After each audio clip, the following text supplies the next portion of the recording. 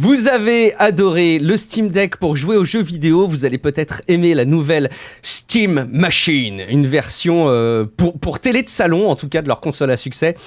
Mais avant de se faire plaisir et de parler de ce sujet, on a aussi pas mal d'infos dans cet épisode de Tech Café qui vont aussi nous faire plaisir à vous partager et qui, j'espère, vont vous faire plaisir à découvrir. On a donc pas mal d'infos avec notamment le possible retour de Vine, ce réseau social préhistorique à l'échelle des réseaux sociaux qui faisait déjà du TikTok avant TikTok. La montée fulgurante de la musique générée par IA, les chaussettes les plus chères du monde d'Apple, l'orbite basse avec l'arrivée d'un concurrent de Starlink, et puis on se demandera si vous seriez prêt à monter dans un taxi robot en 2026 en Europe, dans les rues de Londres. On va aussi parler de Cadratin. C'est voilà, petit caractère allongé, Cadratin. Vous allez voir, ça va être passionnant. Les sujets sont accessibles avec les chapitres, alors n'hésitez pas à aller chercher les sujets qui vous intéressent le plus si vous manquez dedans, mais évidemment, on sera ravis de savoir que vous prenez connaissance de l'entièreté de Tech Café. Tech Café, c'est votre rendez-vous sur l'actualité des nouvelles technologies. Nous sommes le 18 novembre 2025 et c'est l'épisode 443. Je suis Guillaume Vendée, podcasteur technophile enthousiaste, et je ne suis pas seul. Il est à la tech, ce qu'Einstein est à la relativité, c'est Guillaume Poggiaspala. Salut Guillaume, comment vas-tu ? Oula, ça part loin. Ça part très loin, j'assume pas, mais ok. La restreinte alors, juste la restreinte, hein. Juste vraiment, on va se restreindre dans la restreinte. Hein. Tu sais que ça devient un défi pour moi, parce que je prépare ces analogies, tu sais que c'est un temps de préparation monstrueux ces analogies, et j'essaye maintenant de trouver des analogies. Peut-être réorienter. Non mais tu sais qu'en plus j'essaye à chaque fois de faire en sorte que tu ne puisses pas prendre le contre-pied négatif, et ça devient un défi dans le défi pour moi, mais bon.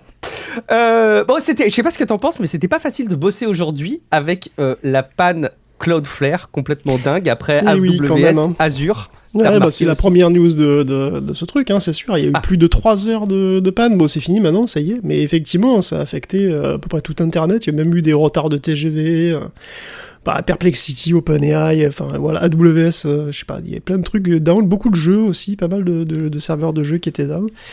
Bah oui, hein, écoute, avec Cloudflare, quoi, je veux dire, tout le monde l'utilise, hein, soit pour, je sais pas, pour se protéger, soit pour l'utiliser comme CDN, comme, voilà, protecteur comme les DDoS, quoi, contre les DDoS, quoi, donc, effectivement, ça fait mal, sous cette centralisation, hein, donc là, c'est exactement comme la panne AWS. Donc en gros, là, on se dit, non, mais c'est pas possible, toute cette centralisation, faut faire quelque chose. Et puis après, ça va toujours repartir bien comme il faut, ça va marcher, puis on va oublier l'effet antenne. C'est vrai que c'est exactement ça, on se plaint de la concentration. Comment ? Souvenez-vous de l'antenne de ma mamie. Oui, c'est vrai, oui, effectivement, l'antenne de ta mamie. Réécoutez les épisodes, écoutez peut-être les épisodes précédents de Tech Café pour avoir ce suivi. Mais oui, ça montre à quel point il y a une concentration. Et alors, ce qui est dingue, c'est que j'ai l'impression que c'était même pire en termes de conséquences et de portée qu'AWS ou Azure. Moi, je me suis rendu compte, tu sais, j'ai un petit serveur perso là chez moi où je fais tourner une application qui fait serveur. En fait, c'est une application web qui permet de jouer aux jeux de rôle en ligne.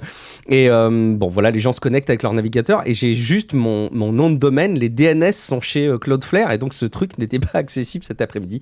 Bon, j'en avais pas besoin, mais ça va très très loin effectivement avec Cloudflare. Merci infiniment à Louis B, à Zorglups, à Eric Poelvet et à Sylvain Blondeau qui soutiennent Tech Café et qui se sont inscrits sur patreon.com/techcafé depuis la semaine dernière.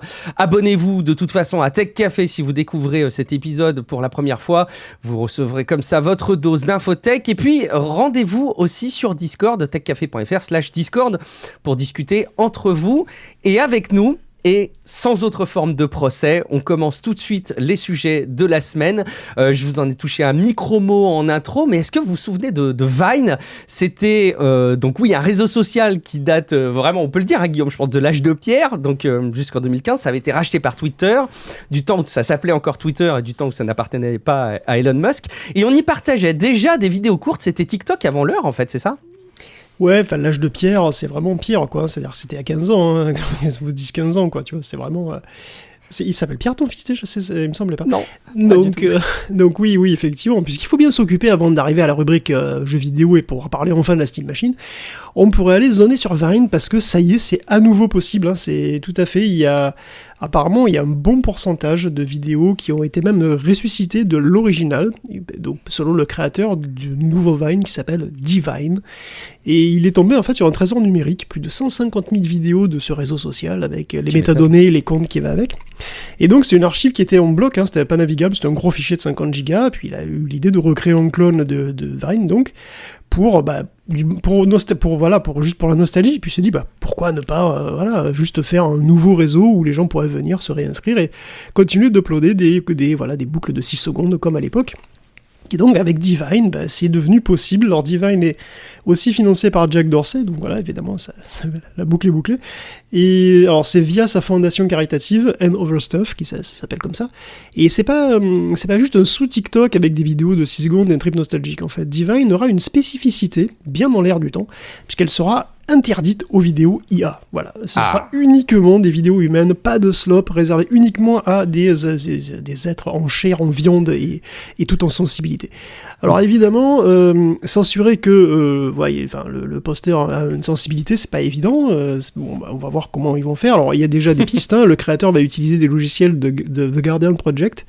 Guardian Project qui permet, qui a tout un set d'outils pour certifier que les vidéos auront bien été enregistrées sur un smartphone, par exemple, probablement avec les métadonnées, tout ça. Et puis il y aura d'autres vérifications, donc il va y avoir vraiment un filtrage. Donc ça va peut-être être plus difficile d'uploader directement, facilement, de fausses vidéos.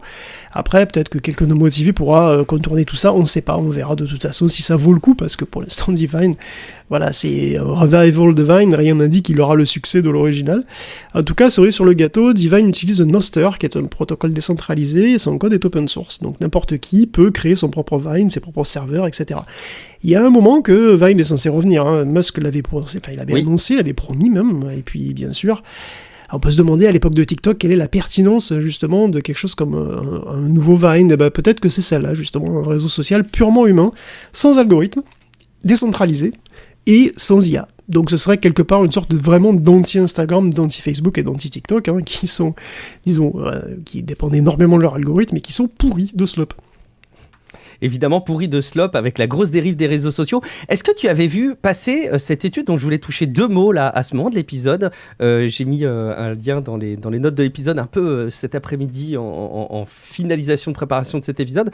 Il y a le pic d'utilisation des réseaux sociaux qui serait dépassé. C'est une étude de JWI, pour bien le prononcer, qui porte sur 250 000 adultes et vraiment à l'échelle internationale, puisque c'est dans plus de 50 pays, qui montre que le temps moyen passé sur les réseaux sociaux dans les pays dits développés était d'environ 2h20 par jour à la fin 2024 et était en baisse de 10% depuis 2022.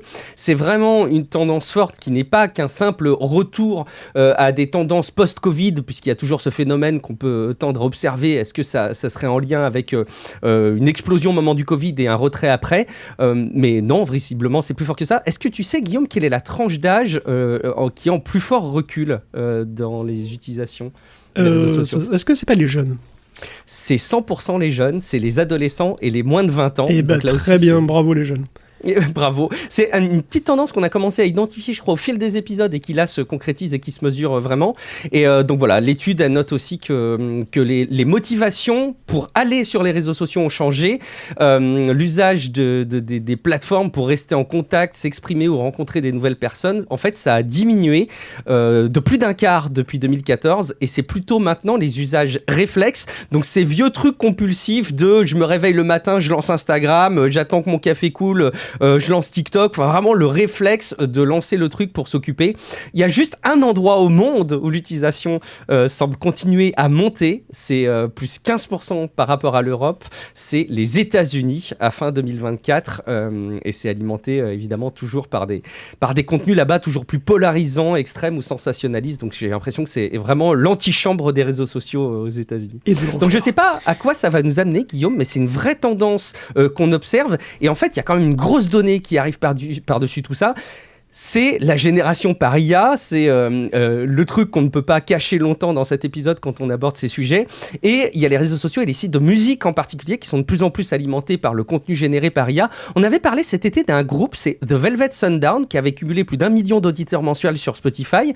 Et là, il y a un nouvel artiste que tu as relevé dans ta veille, qui est entièrement généré par IA et qui, a priori, bat tous les records, c'est ça ? Alors, pas forcément tous les records, mais enfin bon, il faut bien le dire, hein, la musique synthétique, qui est vraiment entièrement générée par IA, elle est indéniablement un succès auprès du public. Alors, il y a en tout cas, il y a au moins un classement outre-Atlantique où la chanson Walk My Walk est arrivé en tête, donc et le groupe, enfin l'auteur, je sais pas trop, s'appelle Breaking Rust et il fait la country, et country qui a des oreilles néophytes sonne vraiment comme une chanson de country sympa et très très classique quoi, mais bon, enfin tout à fait acceptable. Hein. Et le classement en question, c'est peut-être pas forcément le plus populaire de tous parce que je connais pas vraiment très bien, tu vois, quels sont les charts les plus importants aux États-Unis, je peux pas vraiment dire, mais en tout cas Breaking Rust est aussi arrivé numéro 9 du classement des meilleurs artistes émergents aussi dans un autre classement. Ça a été le 1er novembre et il a généré 1,6 million de streams. Donc c'est vraiment pas mal, quoi. Hein. Et c'est pas le seul groupe synthétique à avoir du succès, loin de là. Hein. Et la plupart des auditeurs sont probablement même pas conscients que c'est pas un véritable humain qui chante, hein, et c'est pas du tout caché. Attention, Breaking Rust se cache pas du tout d'être génératif. Mais il y a beaucoup d'autres chansons. Sur les plateformes de musique, c'est pas explicite. Disons, c'est pas le premier truc qu'on dit.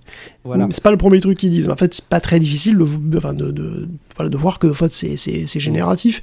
Et il a plein d'autres chansons qui sont aussi fort appréciées, et les commentaires montrent que clairement, tout le monde n'est pas au courant de la nature du truc.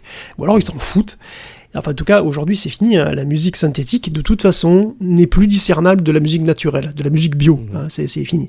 Une enquête publiée par Deezer et Ipsos dans 8 pays montre que 97% des auditeurs n'arrivent pas à faire la différence, à la grande surprise de 71% d'entre eux.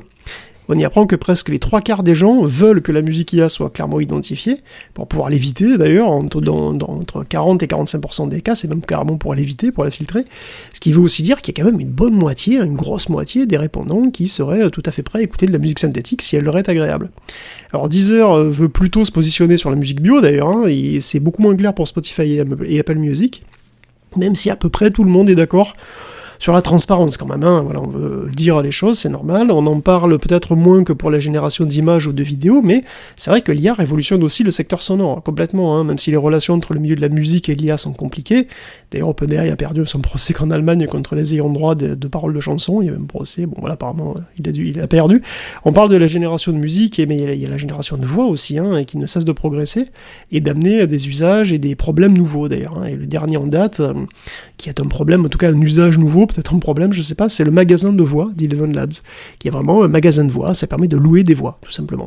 C'est comme un App Store, mais avec les voix de Liza Minnelli ou de Michael Caine, et on a même des voix historiques, comme celle de Mark Twain ou d'Alan Turing, ce qui vient sans doute du fait qu'on a des archives historiques libres de droit, hein, pour eux, que donc, bon, bah voilà, c'est facile. Et ça nous amène évidemment à d'autres problématiques, hein. On peut donc réécrire l'histoire, du coup, puisqu'on a les voix, et puis on a aussi les images avec Sora. Sora nous a bien montré qu'on peut très bien réinventer un discours de Kennedy ou de Malcolm X, hein, comme on peut choisir de faire jouer John Wayne dans son prochain jeu vidéo désormais, tout ça, c'est très facile. Tu sais que la semaine dernière, je suis tombé sur une vidéo qui m'a, je sais pas, beaucoup marqué, au point que je l'ai envoyée dans la newsletter. J'ai eu des petits retours d'ailleurs à ce sujet, et des personnes qui ont noté ça et qui ont trouvé ça trop bien. En plus, je force toute ma famille à la regarder, tu vois, je suis vraiment insupportable. Je dis à ma femme, faut que tu regardes cette vidéo, mes 2 enfants aussi, je les force à la regarder. C'est la vidéo d'une chaîne YouTube qui s'appelle Le Règlement et qui parle de Gorillaz, on peut dire Gorillaz ou Gorillaz, de Gorillaz. Je sais pas si tu as bien en tête ce groupe de musique quand même. Oui, enfin je vois, oui.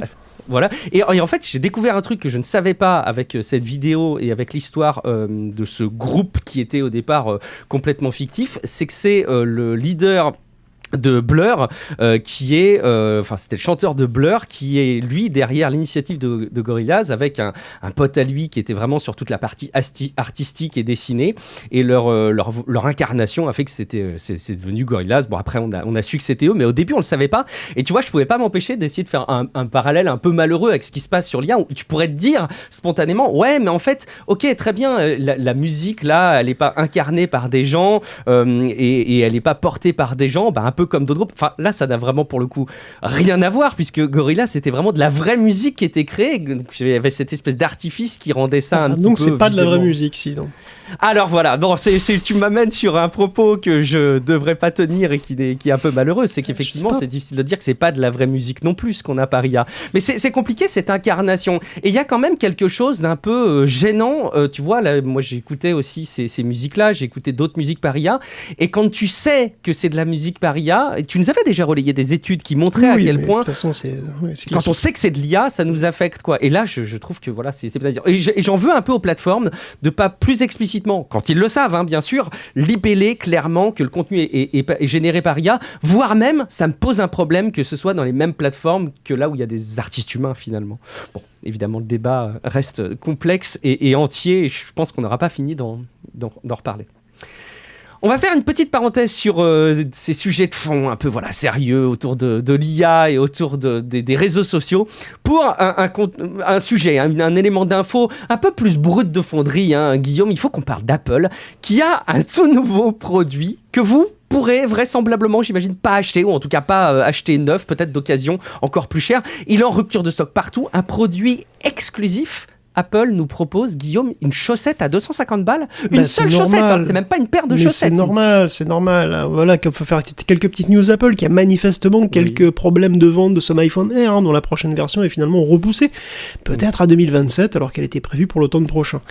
On devrait toujours avoir l'iPhone 18 Pro et l'iPhone pliant, cela dit, selon The Information, donc ça veut dire pas d'iPhone 18, bon, on verra bien en tout cas. Pour compenser toutes ces pertes catastrophiques qui grèvent son budget, effectivement, Apple se lance dans le chiffon, dans la mode. Peut-être bientôt ils auront un magasin dans le sentier, je sais pas. Apple a lancé l'accessoire au prix le plus absurde de son histoire, peut-être, puisque c'est une chaussette de portable, pas mal conçue au demeurant, mais qui est facturée entre 150 et 230 $ selon la longueur. Pour moi, c'est l'équivalent d'un teabagging, hein. Je te le dis, vraiment, c'est... Mais bon, je dois être bizarre, hein, parce que cet accessoire designé par Issei Miyake, excusez-moi, voilà, c'est pour ça, hein, évidemment, est déjà en rupture de stock partout, et pour bien enfoncer le clou, ou le doigt, je ne sais pas, c'est une édition limitée. Donc je suis sûr que ça va se retrouver sur eBay à 500 balles. Apple est vraiment prêt à toutes les compromissions. Évidemment. Il utilise des techniques dignes des derniers vendeurs de Labubu ou de Lego aussi, d'ailleurs, mais bon... Enfin bon, ça rendit les fans de moi. Pourtant, Apple aussi a trouvé une source de cash bien plus importante en Chine, hein, puisqu'il a conclu un accord avec Tencent pour prendre 15% de commission sur les mini-apps. Alors les mini-apps, c'est des apps qui... Enfin, ça se fait moins ici d'ailleurs, ce genre de truc, mais bon, en Chine, il y a des trucs comme WeChat, c'est une app, effectivement, mais c'est presque un système d'exploitation à lui tout seul, et d'ailleurs, il y a d'autres apps dedans, il y a d'autres apps qui peuvent être distribuées dans les apps, donc c'est des mini-apps, lesquelles peuvent aussi être payantes ou proposer des micro-transactions. Donc des micro-transactions de mini-apps, c'est vraiment des toutes petites transactions. Normalement, c'est 30% chez Apple, hein, c'est lui qui gère tout, évidemment, mais chez WeChat, c'est WeChat Pay, évidemment, c'est Tencent qui gère, hein. Le conflit... Alors, du coup, il y a un conflit entre deux Godzilla, quoi, hein, parce que il y en a aucun des deux qui a vraiment intérêt à ce que ça dégénère, hein, surtout pas Apple, parce que Tencent quand même, c'est une des plus grosses, si ce n'est la plus grosse compagnie chinoise, et WeChat, c'est des utilisateurs par centaines de millions, hein, évidemment. Alors après, l'iPhone se vend bien aussi, Apple est très populaire en Chine, bref. Bon, on a coupé la poire en deux, donc ça sera 15% pour Apple, c'est un beau numéro d'équilibriste, hein, qui va encore accroître les bénéfices chez Apple, donc bravo Tim, bravo. Décidément, sacré Tim, hein. Alors Tim Cook, justement, le PDG d'Apple, qui serait, selon le Financial Times, en train de préparer son pot de départ à la retraite, on l'a vu acheter des chips par tonne, tout dernièrement. Après 14 ans en poste, plus que Steve Jobs lui-même, hein, et sous son mandat, on peut dire quand même, faut rendre à Tim ce qui est à Tim, Apple est passé de 350 à 4000 milliards de capitalisation boursière.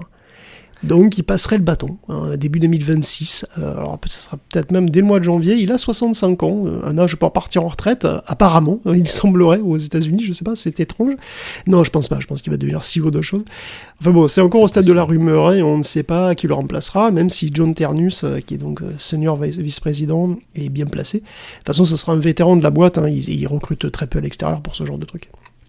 Est-ce que c'est pas le meilleur moment pour partir quand tu as un tel résultat, passer 350 milliards de dollars à 4 milliards de dollars, c'est vraiment succès, quoi. Un succès, et en plus, il doit sortir peut-être le vent tourné aussi, hein, peut-être que l'avenir est peut-être pas aussi radieux. Bon, ils en ont sous la pédale, mais bon.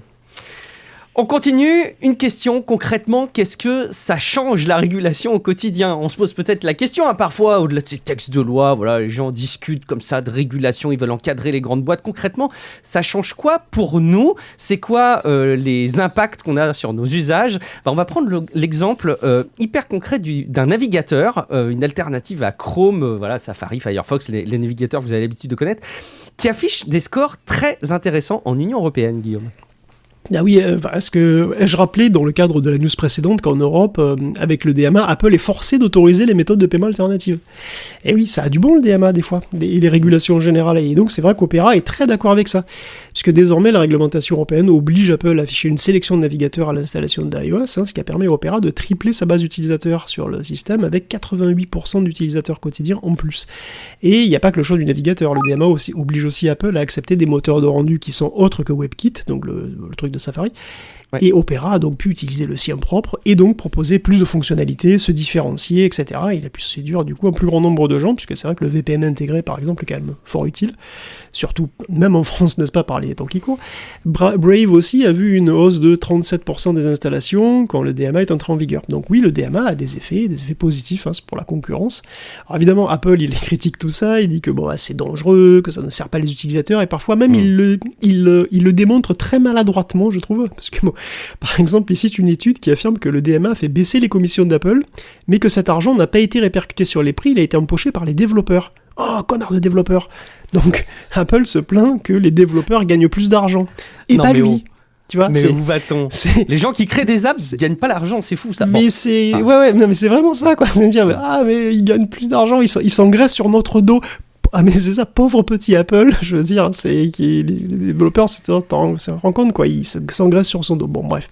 C'est pas le discours qu'ils tiennent au WWDC où ils savent largement mettre en avant les développeurs. Non mais c'est bon, non parce qu'en fait lui l'utilisateur il s'en fout puisque lui il voulait pas de toute façon, donc en fait il est juste vert de voir que les devs prennent son argent. Enfin bon, donc faire réguler les boîtes immenses comme ça pour qu'elles fassent juste pas absolument tout ce qu'elles veulent et qu'elles rendent un peu des comptes, c'est pas si idiot quoi. On n'est pas du tout dans cette optique malheureusement aux États-Unis d'ailleurs. Aux États-Unis d'ailleurs un truc, juste en passant comme ça, mais je sais pas si vous avez passé, évidemment vous avez vu passer l'élection de Zoran Mamdani, élu maire de New York, qui tranche beaucoup quand même effectivement avec l'ambiance globale du pays. Parce qu'il est quand même socialiste et musulman, et démocrate évidemment. Et bon, c'est vrai qu'il y a eu d'autres élections par ailleurs aux États-Unis qui montrent que peut-être les démocrates commencent à sortir de leur PLS. Alors pour l'instant, ils sont assis par terre et prennent une compota, mais bon, c'est déjà un progrès quand même. Mais voilà, juste pour mentionner, ce qui est marrant, c'est que Lina Khan est dans son équipe, dans l'équipe de Zoran Mamdani. Allez, on rappelle que Lina Khan, on en a parlé plein de fois ici, c'est une avocate farouchement anti-monopole et en fait elle a été à la tête de la FTC de 2021 à début 2025 et donc elle est en gros elle a beaucoup d'ennemis en gros dans toute la tech quoi, personne ne peut la sentir, ce qui est assez savoureux et d'ailleurs le maire de New York, Zoran Mamdani là, il y a eu des lobbying assez intenses du secteur tech contre lui, en particulier des PDG d'Airbnb, de DoorDash qui ont clairement soutenu Cuomo, et c'est vrai que du coup c'est vrai que le couple Mamdani Lina Khan là, on peut dire que voilà, ils ont un tas d'ennemis très très riches là. Tu m'étonnes.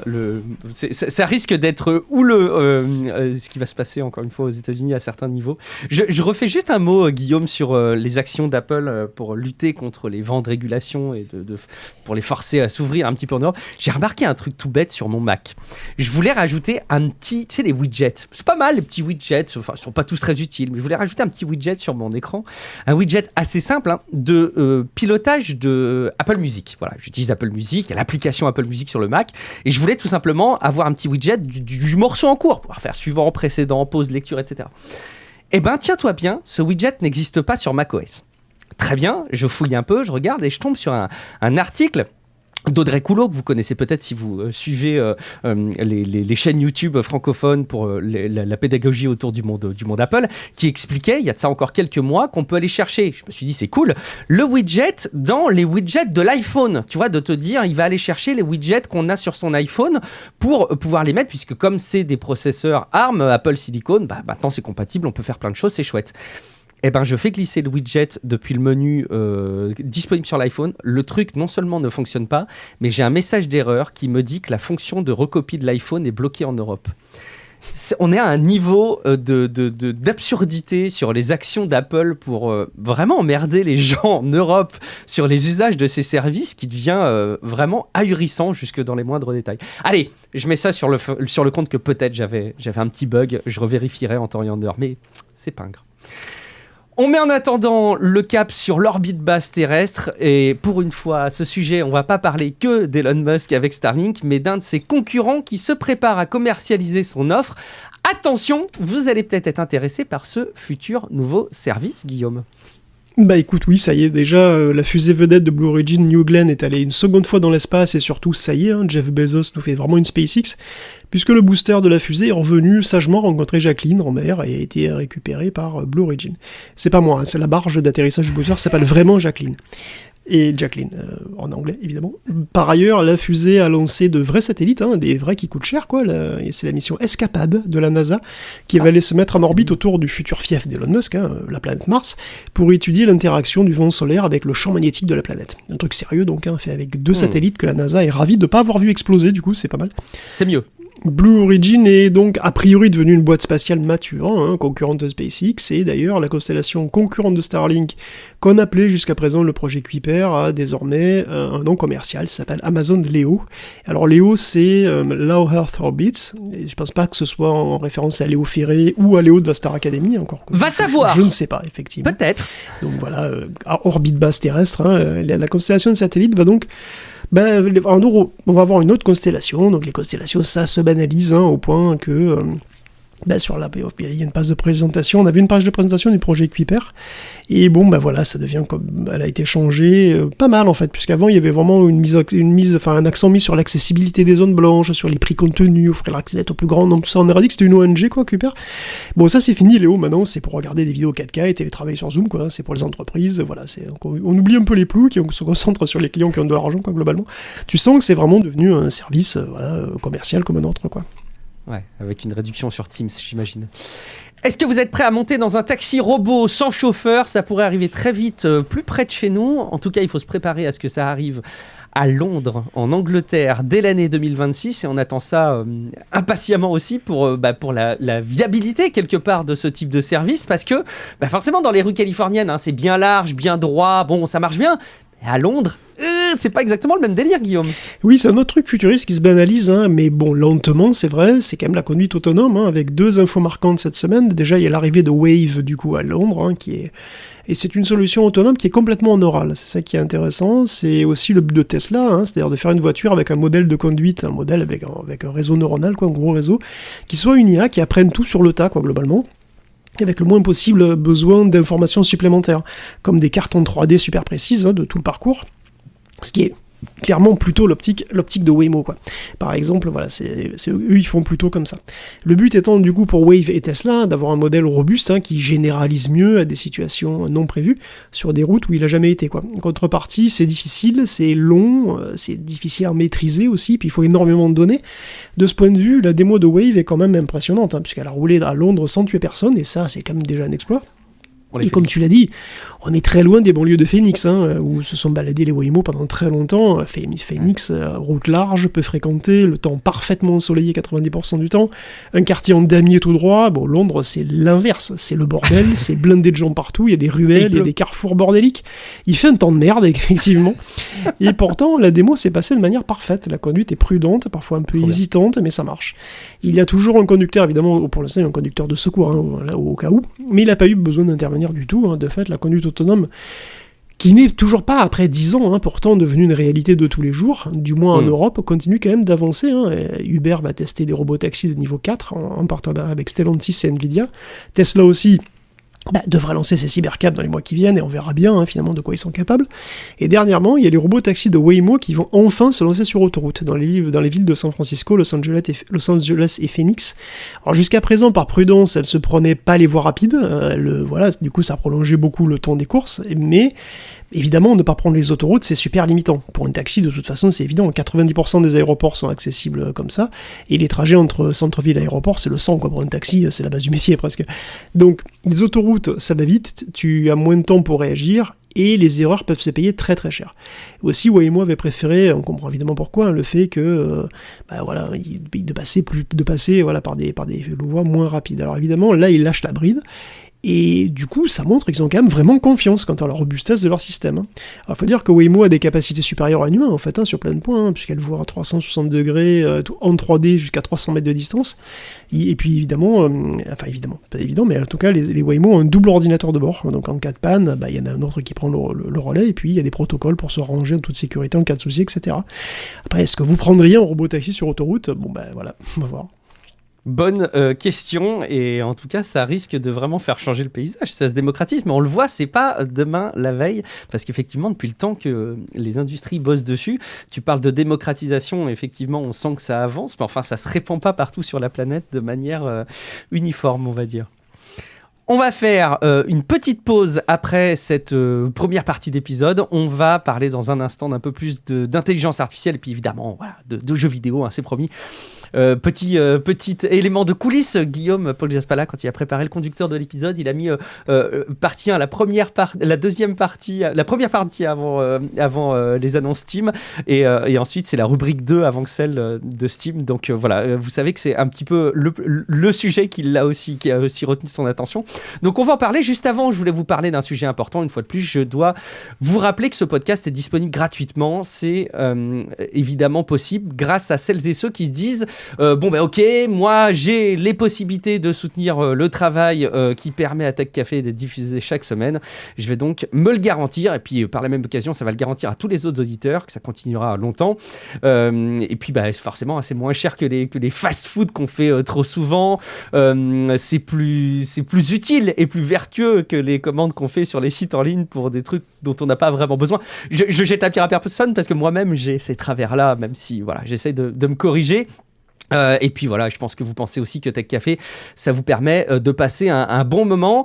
Et donc, c'est celles et ceux qui s'abonnent sur patreon.com/techcafé qui font la rémunération de notre travail. Et petite astuce, petit clin d'œil, petite suggestion, j'allais dire, à l'approche des fêtes de fin d'année. Après tout, les magasins sont déjà passés là des animations Halloween aux animations Noël. Donc moi aussi, là, dans Tech Café, je me mets à la page. Est-ce que vous saviez qu'en tant que soutien Patreon, vous avez un énorme pouvoir, vous pouvez offrir aussi des abonnements Tech Café à des personnes de votre entourage. Si jamais vous avez, je le sais, dans les bureaux, dans les entreprises, ça se fait des Secret Santa en préparation, ou que vous connaissez des personnes de votre entourage à qui vous aimeriez faire découvrir Tech Café en cadeau, c'est super simple. Donc il faut être abonné à Patreon. Vous allez sur techcafé.fr/cadeau et ça vous redirige au bon endroit sur Patreon où vous pourrez prendre quelques abonnements, quelques mois d'abonnement supplémentaires et pourquoi pas une année supplémentaire d'abonnement que vous pourrez offrir à quelqu'un. Ça peut être une idée que je vous lâche au passage. Et au sujet donc de cet appel à participation là de Patreon dans cet épisode, j'ai été contacté récemment par un soutien qui est abonné sur Patreon, il se reconnaîtra évidemment, qui finance Tech Café. Merci beaucoup à lui, merci évidemment à toutes celles et ceux qui s'abonnent. En fait, il m'a exprimé le fait que ces appels à participation que je fais à chaque fois dans Tech Café, pour lui c'est un peu agaçant, c'est un peu long, puis surtout lui il est convaincu puisqu'il est déjà abonné, donc il se dit pourquoi est-ce que j'ai encore ce segment. Et j'avoue que c'est une discussion qui revient régulièrement et que j'expose moi-même au soutien Patreon. À chaque fois, je fais un sondage et ce sondage montre que dans une écrasante majorité, ça vous gêne pas quand vous soutenez Tech Café sur Patreon d'avoir ce petit message qui reste au milieu de l'épisode. Mais je préfère réaborder le sujet régulièrement. Moi, je pense que ça légitime encore une fois le fait que vous souteniez le podcast. Quand vous entendez ce message, vous dites oui, effectivement, je comprends pourquoi je continue à le faire. Et puis, ça me fait une action, j'avoue, en moins quand je prépare la mise en ligne de l'épisode plutôt que de refaire un deuxième montage, de refaire les traitements qui vont bien deux fois. Ça me fait un seul fichier que j'envoie sur toutes les plateformes et c'est évidemment beaucoup plus pratique. C'est un peu de fainéantise de ma part, vous avez raison de le souligner peut-être. Et puis c'est aussi l'occasion de vous partager, quand c'est le cas, des infos utiles comme celle-là des cadeaux que vous pourriez faire.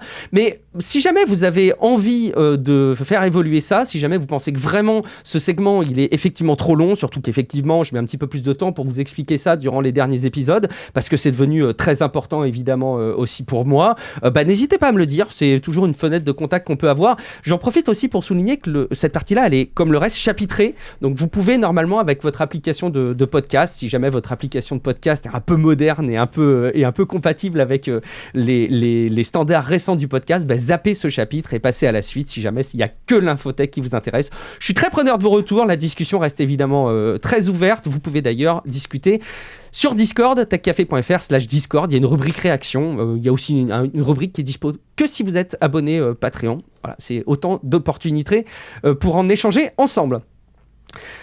On continue avec la suite de l'épisode et d'autres sujets. Vous allez voir qu'on se rapproche un petit peu de l'IA et on va même rentrer les deux pieds dedans, j'ai l'impression.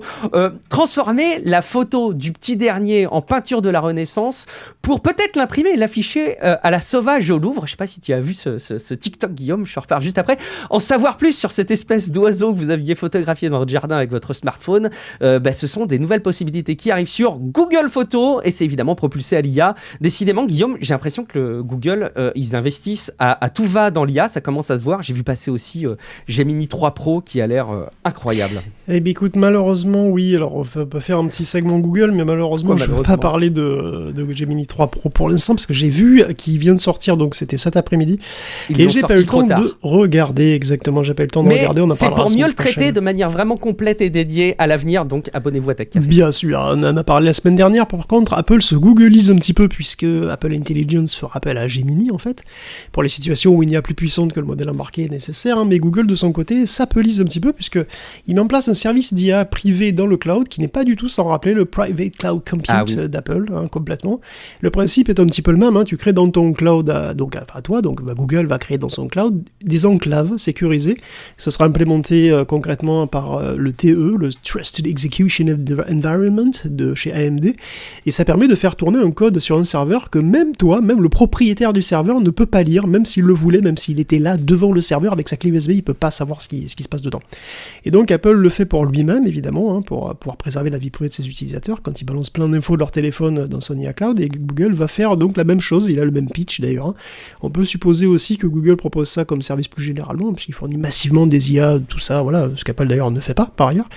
Donc Google propose des services en plus sur ses téléphones Pixel, donc il en a parlé, effectivement. Il y a aussi Magic Q qui va utiliser donc ce cloud IA privé, comme ça donc pour votre Pixel, pour que votre Pixel vous fournisse des suggestions opportunes au moment opportun.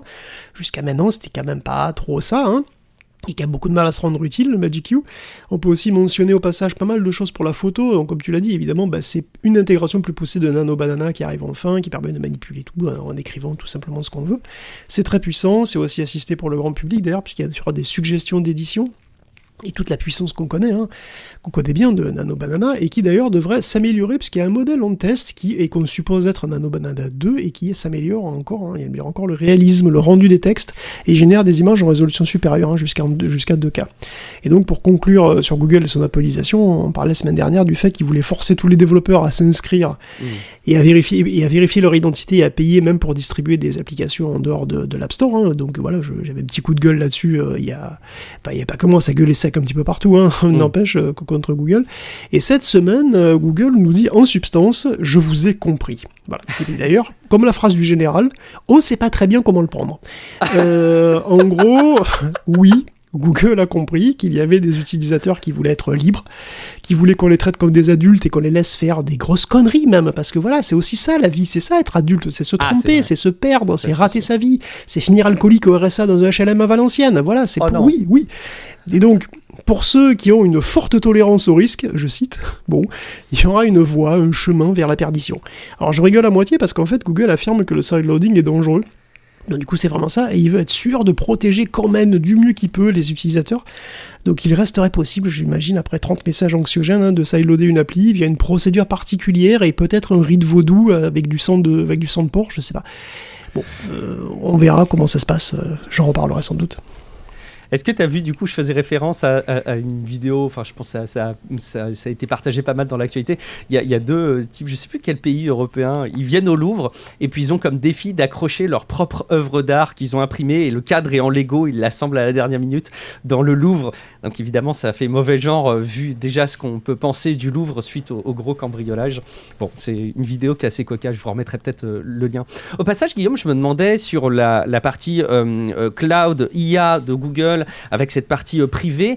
Est-ce que c'est largement exagéré d'y voir un lien possible avec le fait que, alors c'est juste au Japon je crois, mais Apple va faire évoluer a priori iOS pour qu'on ait la possibilité d'avoir autre chose que Siri comme assistant principal. A priori ça pourrait être Gemini, et puis il est question aussi de propulser Siri à l'avenir dans sa future version avec Gemini, d'après ce qu'on en disait, le gros contrat avec le gros chèque, ça pourrait être ça. Est-ce que ce serait nécessaire que Google mette en place ce terme d'infrastructure ? Je suis pas certain, je suis persuadé qu'ils ne mettent pas en place cette infrastructure que pour répondre à des demandes d'Apple. Je pense surtout qu'ils y voient un intérêt de fournir ça. Mais... Non, c'est pas clair parce qu'en fait, on ne sait pas vraiment, enfin en tout cas, je ne sais pas de manière précise actuellement si... Oui, enfin pardon. Excusez-moi, j'ai dit Siri, alors forcément il y a l'autre andouille derrière qui s'est réveillé. C'est ça. Mais tais-toi ! Aïe.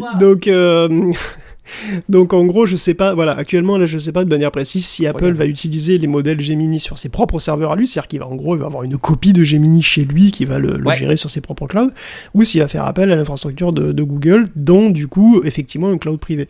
Je sais pas, les deux sont possibles en réalité, hein, donc je sais pas vraiment. Bon, écoute, on suivra ça ensemble. Y a de l'IA partout. Comment vous pouvez reconnaître un texte généré par IA ? Ça devient un peu le Saint Graal maintenant, enfin l'ultime pouvoir, j'ai l'impression. On se le demande de toute façon tous en permanence quand on va sur Internet. Il y a des petits malins qui ont identifié une mauvaise habitude d'après eux, des IA, c'est le fait qu'ils génèrent beaucoup de quadratins. Alors c'est des caractères, les petits tirets un peu allongés là. Le nom est mignon d'ailleurs, je trouve qu'on dirait un nom de Pokémon, de type plante peut-être, bon j'en sais rien. Les quadratins qui sont donc ces caractères un peu allongés, ça peut servir de parenthèse, de pause dans le texte, et en fait c'est assez souvent généré effectivement par les IA comme ChatGPT, et en plus on peut pas lui dire mais arrête, mets des parenthèses pour que mon contenu paraisse authentique enfin. Non, c'est vrai, et c'est ça qui est... Effectivement, ça va changer, c'est bien le problème. Enfin, il y a quand même une grosse actu pour OpenAI cette semaine, puisque voilà, on parlait que Gemini 3 Pro est sorti, mais GPT 5.1 est sorti juste avant. Et GPT 5.1, il est plus intelligent. Alors bien sûr, hein, ils vont pas te dire que leur nouvelle IA elle est plus conne que la précédente, hein, ça c'est sûr. Et pourtant, encore que, hein, quand même, parce qu'une des grandes nouveautés de GPT 5.1, c'est qu'il s'adapte plus à la difficulté des questions. Alors déjà, il y a GPT 5 Instant, GPT 5.1 Instant qui répond directement, quoi, voilà, il ne réfléchit pas, mais bon, il est suffisant pour les tâches qui sont pas mathématiques ou qui sont pas des problèmes, quoi. Et puis il y a GPT 5.1 Thinking, hein, qui réfléchit de manière plus adaptative. Donc pour les questions plus simples, en fait, il va réfléchir moins. Donc voilà, il vous dira bonjour, comment ça va, plus vite. Par contre, pour les plus compliqués, il va réfléchir jusqu'à 71% de plus. Ah. Mais en réalité, qu'il réfléchisse plus, ça lui donne pas des scores divers tests standards vraiment supérieurs à GPT-5, en fait. En tout cas, c'est un peu supérieur des fois. Parfois, c'est un peu inférieur. C'est très léger, c'est bizarre. Donc, plus intelligent, faut le dire vite, hein. Mais bon, on peut même se demander si, dans certains cas, le modèle se fout pas dedans tout seul, en fait. Puisque, comme il estime lui-même, en gros, si oui ou non une question est facile, il mérite qu'on y réfléchisse. Il est possible qu'il se plante régulièrement par excès de confiance, d'ailleurs. Alors, en fait, techniquement, il y a un autre modèle qui s'appelle GPT Auto, qui va lire votre question, quoi, qui va décider si c'est facile ou pas, et qui va régler GPT 5.1 derrière. Bon, enfin, en tout cas, GPT 5.1 sera aussi plus conversationnel, hein, d'ailleurs, haute fonction, c'est parce qu'en fait, GPT 5.1, c'est un gros schizo. Il a 8 personnalités différentes, hein, comme dans Split, Split, le film avec McAvoy. Sauf que là, tu sais à qui tu parles, évidemment, c'est toi qui demandes. Donc, on a professionnel, amical, franc, excentrique, efficace, cynique et geek, en plus de réglages par défaut. Alors, j'aurais aimé qu'on puisse combiner... Comme ça, on pourrait faire un geek cynique, excentrique et franc, et donc on pourrait travailler avec Greg Chansej, quoi, globalement. Mais bon. Oh la vache. Mais j'ai mon propre chatbot qui fait ça à la maison. Selon le preset, on se doute que certains vont plus te cirer les pompes que d'autres, hein. D'ailleurs, les réactions sont assez mitigées. Certains ont rencontré même plus de flagornerie qu'avant, d'autres montrent qu'en fait, non, Claude est encore plus cire-pompe que... Bon.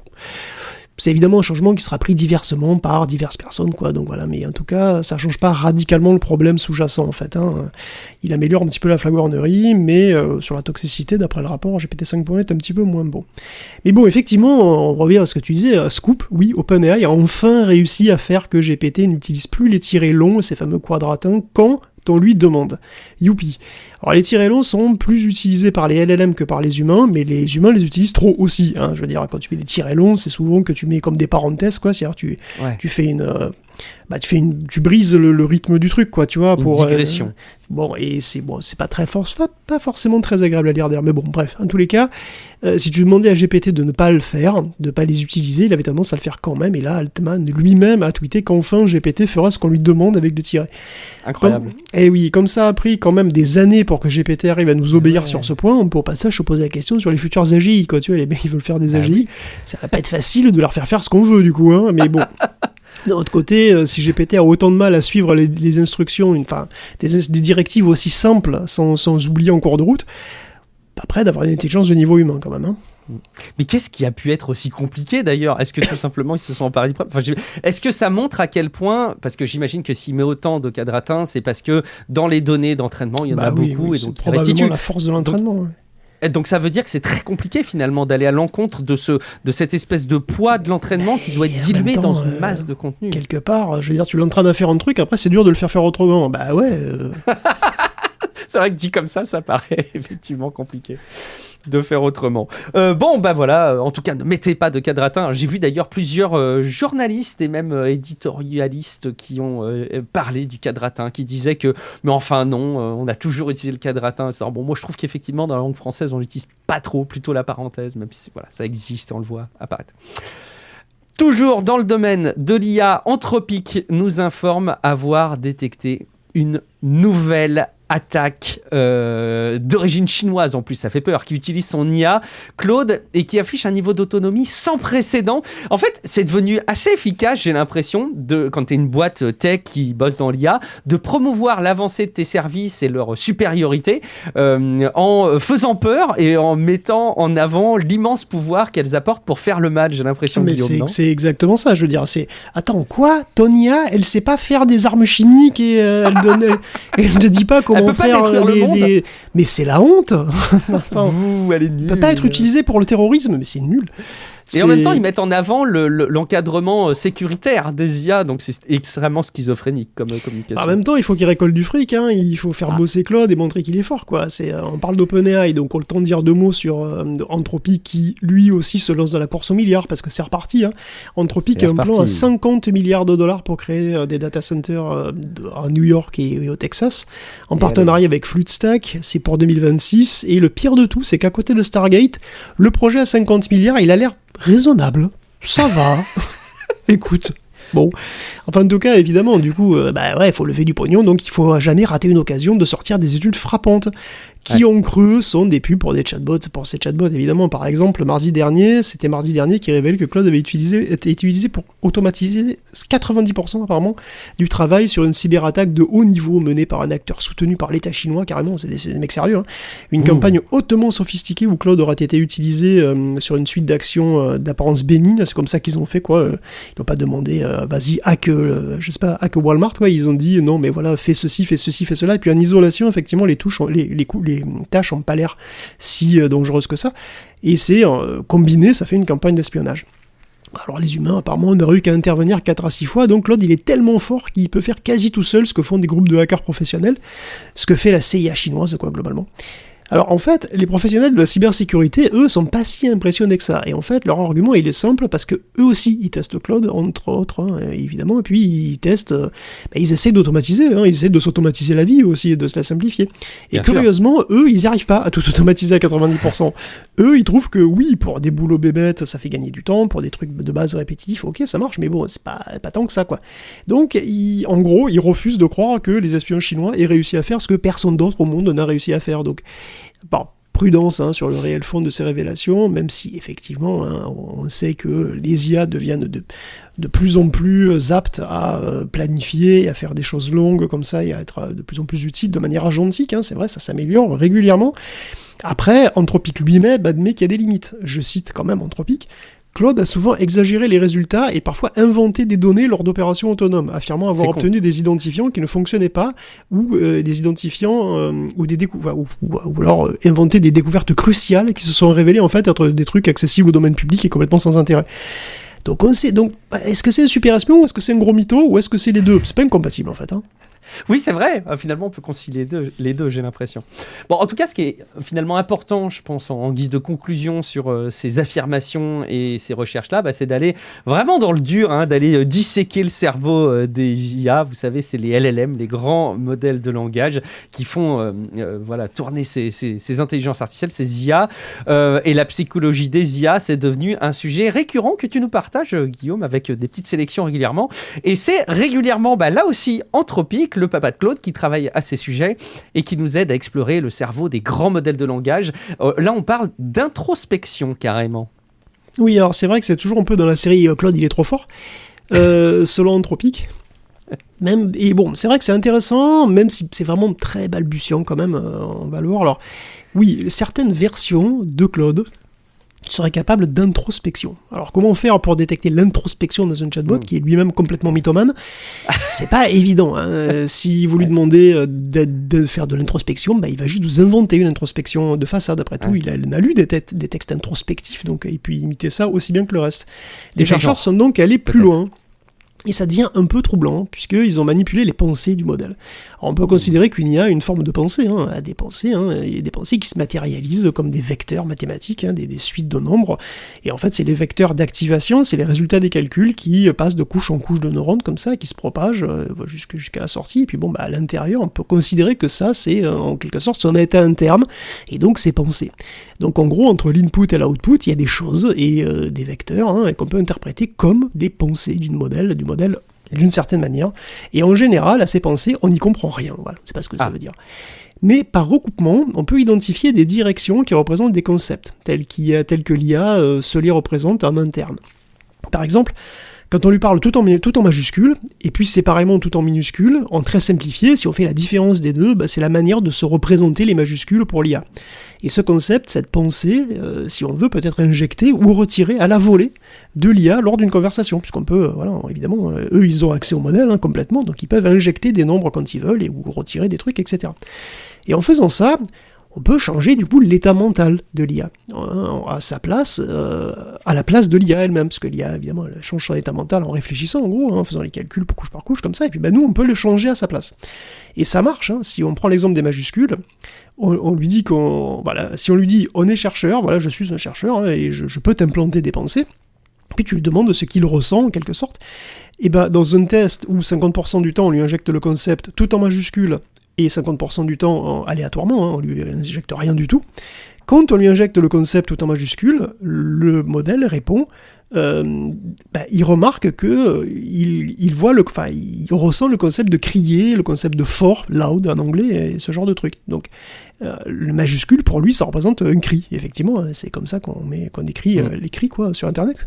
Nous aussi. Souvent il y a des messages en capital comme ça sur les réseaux sociaux, c'est arrête de crier évidemment. Donc, et donc ils font ça pour plein de mots, océan, trésor, poussière, poésie, et à chaque fois le modèle évoque des concepts reliés d'une manière presque poétique en fait, parce que quand on lui injecte l'océan, il dit qu'il détecte quelque chose comme le calme, l'imperturbabilité, l'océan aussi des fois directement, et ça dépend aussi de la force avec laquelle on injecte le concept, puisqu'on peut lui injecter le vecteur multiplié ou divisé, on peut lui injecter plus ou moins fort, quoi. La poussière, c'est une petite chose, un brin, presque rien. Un trésor, ça lui évoque des cartes et des doublons, de l'or, etc. C'est assez marrant, même ce qu'il voit dépend de la force qu'on met dans la pensée qu'on injecte. Et il faut bien voir qu'aucun mot en rapport avec la pensée injectée n'est présent dans la fenêtre de contexte. Et la fenêtre de contexte, normalement, c'est tout ce dont l'IA peut avoir conscience. La conscience totale de l'IA, c'est uniquement ça, uniquement le texte qu'il y a là-dedans. Et dans ce texte, il n'y a rien qui évoque les concepts dont il parle quand tu lui injectes. Donc apparemment, en gros, la pensée influe sur la génération du texte et le modèle se rend compte qu'elle est là et que c'est anormal. Il y a un exemple marrant. C'est quand il lui injecte à la pensée pain. Le pain, comme un pain, un pain au chocolat, une baguette, ce que vous voulez, un pain. Et donc, il discute d'un truc qui a rien à voir avec une peinture pendue à un mur, rien à voir avec du pain.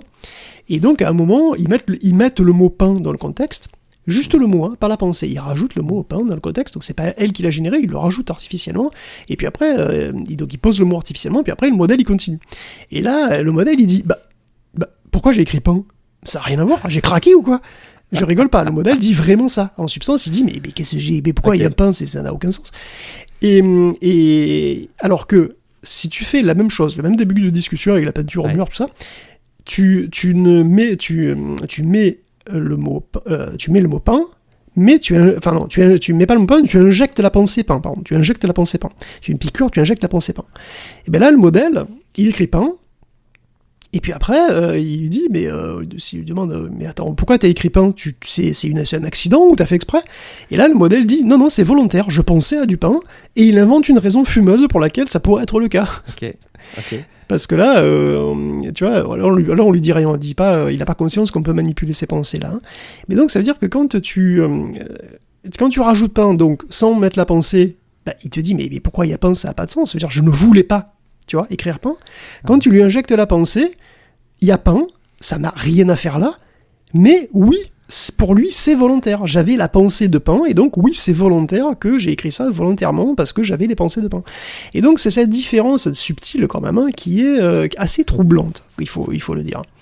Mais attention, avant de s'enflammer, il faut savoir que c'est très loin d'être systématique. En fait, la majorité du temps, ces phénomènes n'arrivent pas du tout. La grande majorité du temps, même puisque la plupart des modèles testés par Anthropic ne font jamais ça, ils ne font jamais d'introspection, et que le seul modèle qui le fait, c'est Claude 4.1, et ça n'arrive que 20% du temps. Donc on ne peut pas dire du tout que l'introspection des modèles soit systématique. Ça arrive de manière récurrente.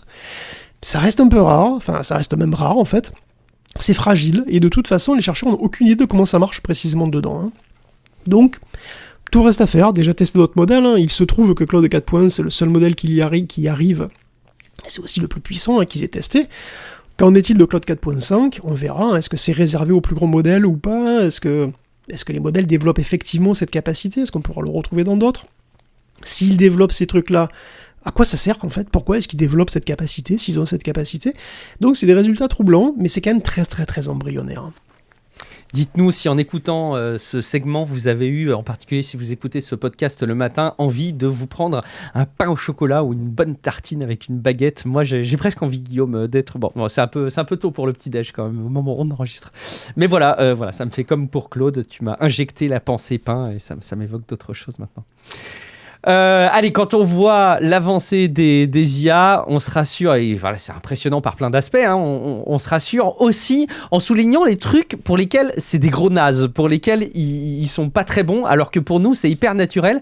Par exemple, les IA, elles sont pas bonnes pour faire un truc que mon fils de 9 ans arrive très bien à faire, c'est lire l'heure sur une pendule. Bah ouais, c'est exactement ça, t'as tout dit, hein. C'est quand même assez étrange, hein. Les IA qui peuvent être si fortes sur certains points sont aussi très nulles sur des tâches assez évidentes.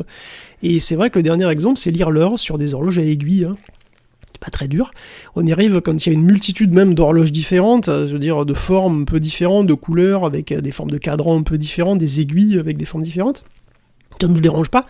Et bien faire ça, les IA ont du mal, et même beaucoup de mal. Alors les LLM multimodaux testés par les chercheurs italiens et espagnols, donc échouent en général à donner l'heure exacte, hein, et ils ont fait pour quand même un dataset de 43 000 images de pendules avec des heures aléatoires, et donc ils se sont dit, peut-être on va les fine-tuner, on va les entraîner à faire ça. Donc ils ont pris 5000 exemples de ces images de pendules supplémentaires, hein, et ils ont fine-tuné le modèle, et donc ça améliore un petit peu les choses, mais c'est très fragile. Tu lui montres une montre un peu trop déformée, ou juste des aiguilles avec des flèches au bout, et là c'est la panique. Donc c'est étonnant. Après, ça montre aussi que les IA ont une espèce de myopie étrange qui les empêche de faire toutes les déductions à la suite correctement. C'est vrai qu'il y en a plusieurs quand même à faire, hein. Il faut localiser les aiguilles, il faut surtout différencier la grande et la petite quand même. Et après, il faut déterminer vraiment leur orientation spatiale, leur rotation respective, et après, de ça, tu déduis l'heure. Donc les IA se plantent quand même facilement, au moins dans une de ces étapes. Donc quand c'est midi, 16h ou 18h30, je sais pas, ça peut aller parce que, voilà, sur des cadrans bien clairs, en gros, c'est conforme à ce qu'elles sont habituées à voir, tu vois, mais si ça s'éloigne trop de ce qu'elles connaissent, en fait, elles n'y arrivent pas, elles n'arrivent pas à s'adapter, et c'est quand même pas très rassurant si c'est une IA qui doit lire ta radio du foie, tu vois, donc... C'est clair, en même temps, ce qui est paradoxal, c'est qu'elle arrive probablement mieux à très bien lire les radios du foie sur lesquelles elle a été largement peut-être entraînée pour faire ça, que pour lire l'heure, c'est fou. Bon, allez, c'est un champ de développement et d'amélioration qu'on ne doute pas une seconde va être comblé. Sans doute que Sam Altman, un de ces jours, va nous dire, maintenant, vous pouvez lui demander de ne plus mettre de cadre éteint, mais c'est aussi lire l'heure, l'IA, avec les pendules. Voilà, alors ça arrive, vous voyez, ça progresse. On rigole, mais c'est des vrais chantiers, j'imagine, sur le plan technique. D'autres chantiers sur le plan technique, Guillaume, avec une autre étude sur la mémoire des IA. Oui, puisqu'on parle des aptitudes des IA, il y a des chercheurs qui montrent que dans un LLM, on peut différencier 2 morceaux, en fait, et ces 2 morceaux, on peut les séparer, ils sont assez bien séparables, c'est le raisonnement et la connaissance, le savoir, quoi. Voilà, il y a des chemins neuronaux qui correspondent donc en large majorité à de la mémorisation, et à d'autres à du raisonnement, pour faire des déductions logiques. Et différencier les deux, c'est pas évident, en fait, hein, c'est quand même une performance, hein. Pour tenter d'expliquer ça, comment ils ont fait très très simplement, il faut imaginer qu'une IA, c'est constitué de paramètres, hein, des poids, donc des nombres, hein, énormément de nombres, comme ça, qui sont réglés très précisément. Ils sont réglés petit à petit lors de l'entraînement, hein, pour chaque exemple présenté, il y a un petit réglage qui se fait, hein, sur un petit peu tous les poids, et puis il y a des milliards de poids, donc c'est très très long, c'est pour ça que c'est énormément de calculs, et ces poids, ils sont comme autant de réglages sur une énorme table de mixage, une table de mixage géante qui aura des milliards de potentiomètres. Et donc on imagine que si on perturbe ces poids, si on bouge un petit peu les potards au hasard comme ça, le modèle va devenir un peu plus bête, puisqu'on introduit du bruit dans le fonctionnement. Effectivement. Et si on considère la mémorisation, les perturbations, c'est quand même très mauvais, très souvent, parce que si je demande en quelle année est sortie la saison de Stranger Things, la réponse c'est précisément 2016. Et oui déjà. C'est pas 2017, c'est pas 2015, c'est 2016. Tu vois, tu vois. En fait, les faits sont pas très stables par perturbation, quoi. Un fait, c'est un fait. Si tu le perturbes, c'est pas la même chose, quoi, tu vois. Et donc, on imagine que pour un raisonnement, c'est peut-être un peu plus souple. Et en fait, mathématiquement, comment on fait ? C'est qu'on regarde l'erreur qui est faite par le modèle en fonction des poids sur un exemple donné. Donc, tu prends un exemple comme, par exemple, je sais pas, le truc de Stranger Things, par exemple. C'est un exemple donné. Et puis, en fait, si on fixe ça... le modèle fait une erreur. Enfin, en gros, si tu veux, on regarde la fonction d'erreur. Donc, on regarde la fonction d'erreur, mais cette fonction d'erreur, elle dépend des poids. Et donc, elle dépend de ces milliards de trucs. Donc, en gros, c'est comme une fonction normale, hein, c'est comme une fonction que vous voyez au lycée, quoi, sauf qu'elle a des milliards de paramètres, des milliards de dimensions, quoi. Il y a des milliards de variables. Et donc, ça fait beaucoup, des milliards de dimensions, mais on peut quand même imaginer que c'est un paysage ultra complexe, et qu'en certains points de ce paysage, certains points, c'est plus plat. En fait, le graphe de la fonction d'erreur, quoi. C'est comme un graphe, c'est comme si vous voyez, c'est un graphe en 3D, si vous voulez. Bon, là, sauf que là, c'est un graphe qui est en plein de dimensions. Mais c'est un peu la même chose. Ça fait une sorte de paysage, et ce paysage, il est plus plat à certains endroits, ou au contraire, il est plus accidenté à d'autres. Et en fait, il est même plus accidenté dans certaines directions, certains points, ou plus plat dans certains ensembles de directions, à certains points. Ça dépend un peu d'où on part, quoi. Des fois, c'est plat dans une direction, puis vous tournez de 90 degrés, vous tombez dans un fossé. Bon, voilà, c'est pareil. En regardant quels poids, quels neurones, donc, sont dans des paysages accidentés ou des paysages plus plats, on arrive à les classer en neurones qui servent a priori à la mémorisation ou a priori au raisonnement. Et pour vérifier ça, pour vérifier que c'est bien ça, quoi, on les active ou on les désactive, en fait, on lobotomise, si tu veux, plusieurs modèles de cette manière-là, hein, des modèles open source. Et effectivement, les modèles sont plus ou moins handicapés dans les domaines qu'on avait prévus. Donc on peut remarquer que le calcul arithmétique, d'ailleurs, souffre beaucoup quand on vire les neurones qui mémorisent. Donc quand tu vires les neurones qui mémorisent, effectivement, ils se souviennent de beaucoup moins de choses. Les modèles les IA se souviennent de beaucoup moins de faits, beaucoup moins de choses.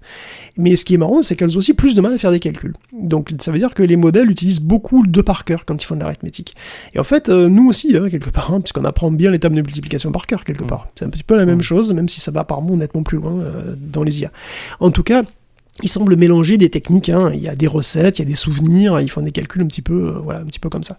Alors, c'est pas une séparation totalement stricte, hein, jamais, hein, mais bon, on peut... Disons, raisonner, évidemment, ça demande aussi parfois du bon sens, quoi, si tu veux. C'est normal que la mémoire ne soit pas totalement déconnectée du raisonnement. Et les effets de la lobotomie n'impactent pas non plus tous les faits pareils. Donc les faits qui sont le mieux implantés, les capitales de ville, par exemple, hein, qu'il a vu 1000 fois lors de l'entraînement, ça reste à peu près inchangé, alors que les noms de PDG de grosses boîtes, eux, ils sont oubliés rapidement, ils sont vus une ou deux fois, puis donc ça veut dire que ça part très vite.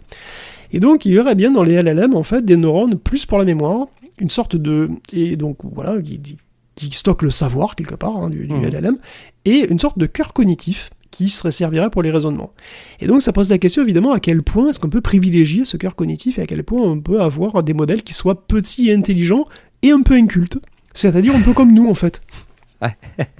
Mais ça veut presque dire qu'en fait, on arriverait presque à différencier des réseaux qui constitueraient une espèce de mémoire morte et de l'autre côté une mémoire vive, une mémoire de travail quelque part, un raisonnement. Non, c'est pas et une de mémoire, l'autre côté, ça contient les algorithmes en fait, si tu veux. Ouais, ça contient les algorithmes, je comprends. Ouais. Putain, c'est assez fou quand même, je trouve, ce qu'on arrive à faire, en tout cas ce que tu nous relais toutes ces semaines et tous ces mois en termes de tentatives de compréhension de ces grands réseaux de neurones complètement imbitables au premier abord. On arrive petit à petit à un peu mieux comprendre, mais j'ai l'impression quand même, le chemin à parcourir reste immense avant de vraiment comprendre dans les détails comment ça marche. Est-ce qu'on arrivera d'ailleurs un jour vraiment à comprendre la totalité de leur fonctionnement? Je sais pas. Je sais non, pas on s'en fout. On ne comprend pas exactement comment nous on fonctionne. Je veux dire, tu comprends pas exactement comment un humain fonctionne, puis quand même, il faut le mettre au boulot. Hein. Ouais, mais on essaye. Oui, c'est vrai que ça n'empêche pas de le mettre au taf, t'as raison. Et il est là, le nerf de la guerre, effectivement. Tant qu'on peut bosser avec un peu de confiance. Écoute, parfait, on a passé tous les sujets essentiels et très sérieux dans cet épisode hebdo de Tech Café. On va pouvoir encore plus s'amuser et dévorer notre dessert de cet épisode en votre compagnie. On va parler de jeux vidéo. Vous avez adoré le Steam Deck, la console portable à l'extérieur, PC gamer à l'intérieur. Voici le petit ou le petit grand frère du Steam Deck, c'est la nouvelle Steam Machine. Guillaume, t'as suivi ces annonces-là avec notamment la vidéo. Je la trouve trop bien faite, cette vidéo d'explication. Écoute, on aborde enfin le sujet majeur de cette semaine et que tout le monde attend depuis le début de l'épisode en rongeant son frein. C'est ronger son frein. C'est une expression désuète, je sais, mais on l'a déjà expliqué ailleurs. Oui, aller dans les coulisses comme ça. Ouais, vous avez déjà expliqué. Bon, c'est les chevaux, c'est les chevaux qui rongent leur mort quand ils s'emmerdent et qu'on les force à attendre. Voilà. Et le mort, on appelle ça le frein à l'époque. Bon voilà, donc ronger son frein, c'est donc ça, et je rajouterai rien de peur de refaire les mêmes Black Wars qu'à l'époque. Bref, Valve a sorti la sulfateuse et a annoncé plein de choses, dont la plus marquante est évidemment la nouvelle Steam Machine, qui est un PC sous Linux, sous SteamOS évidemment, qui a la taille et la forme en fait d'une GameCube, c'est comme vous voulez, un PC un donc peu plus petite, non? Plus plate, moins haute, non? Ouais, enfin c'est globalement c'est la même chose, c'est une vingtaine de centimètres, un petit peu moins d'une vingtaine de centimètres de côté quoi. Et c'est un PC qui est donc remarquablement compact pour une machine et qui a grosso modo la puissance d'une PlayStation 5. Alors dans le détail, on a un chipset AMD avec un CPU Seeker qui monte à 4,8 GHz en Zen 4 et une GPU séparée d'ailleurs, c'est étonnant, c'est pas un SoC comme sur les consoles. Un GPU qui est en RDNA 3 et qui a 28 unités de calcul et qui est équipé de 8 Go de DDR6. Le CPU ayant quant à lui accès à 16 Go de DDR5. Donc ça veut dire qu'on a en gros 24 Go au total.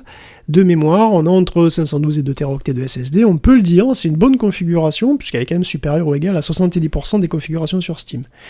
Par rapport à une PlayStation 5, le GPU est plus moderne, on a du RDNA 3 au lieu de 2, le CPU est plus puissant et plus récent, la quantité de RAM totale elle est plus grande, on a 24 Go contre 16, évidemment le seul bémol c'est que comme c'est séparé, en fait il n'y a que 8 Go de mémoire vidéo, ce qui est un petit peu léger pour les plus gros titres en 4K si vous voulez des grosses textures qui sont très jolies quoi. Bon.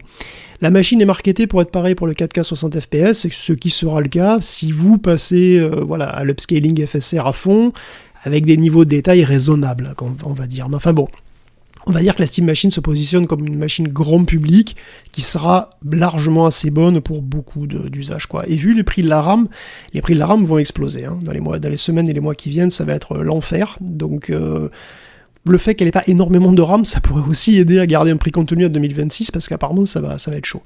Alors, d'un point de vue technique, donc, c'est pas fou, c'est pas fou, c'est pas next-gen, c'est même pas ultra haut de gamme du tout, mais c'est ça suffira à 90% des cas pour 90% des gens, quoi, et c'est vraiment le but.